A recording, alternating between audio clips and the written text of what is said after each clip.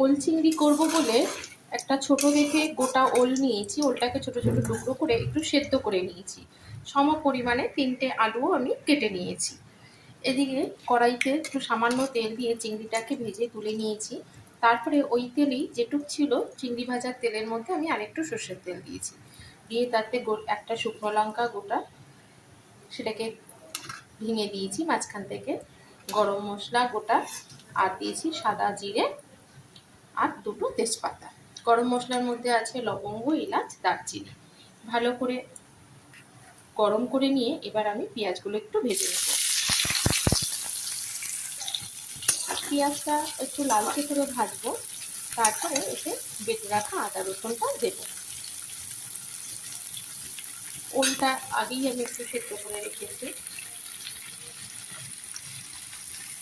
তো মমিতার খাদ্য বিজ্ঞানে আপনাদের সবাইকে স্বাগত।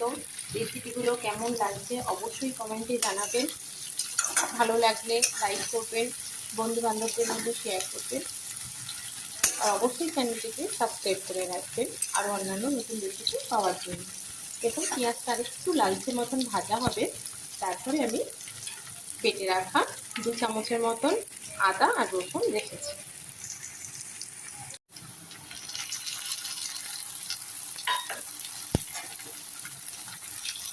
আদা রসুনটা একটু ভালো করে পেঁয়াজের সাথে মিশিয়ে নেব।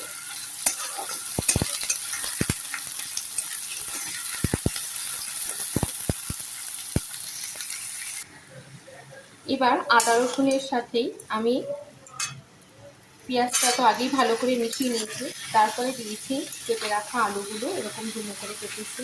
একটা বড় সাইজের টমেটো দিয়েছি, ধনে গুঁড়ো, জিরে গুঁড়ো, লঙ্কার গুঁড়ো, সামান্য একটু মিষ্টি দিয়েছি, লবণ আর হলুদ দিয়ে ভালো করে একটু আলুটাকে কষিয়ে নেব। আলুটা ভালো কষে গেছে আর আলুগুলো নরমও হয়ে গেছে। এবার আমি সেদ্ধ করে রাখা ওলটা এতে দিয়ে দেব আর দেব ভেজে রাখা চিংড়ি মাছগুলো।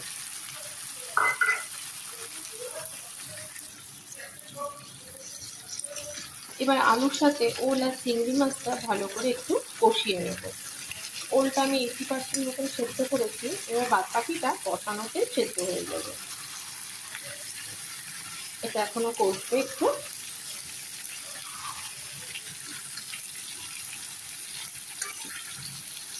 সবার শেষে একটু গরম মশলার গুঁড়ো দিয়ে নামিয়ে দেবো।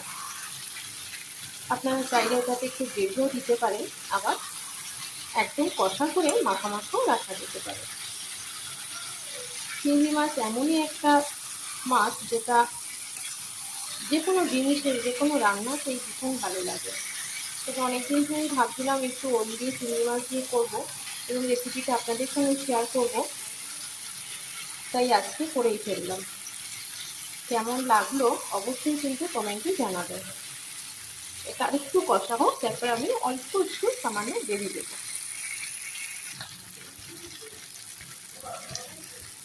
ভালো কষে গেছে, এবার আমি একটু নারকেলের দুধ বার করে রেখেছিলাম অল্প, সেটা এতে দিয়ে দেবো।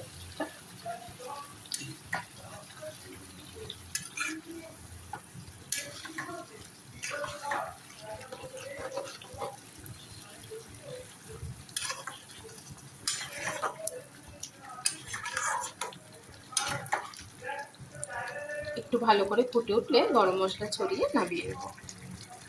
সবার শেষে গরম মশলার পরে একটু কসুরি মেথি পাতা আর সামান্য একটু ধনে পাতা দিয়ে ঢেকে রেখেছিলাম।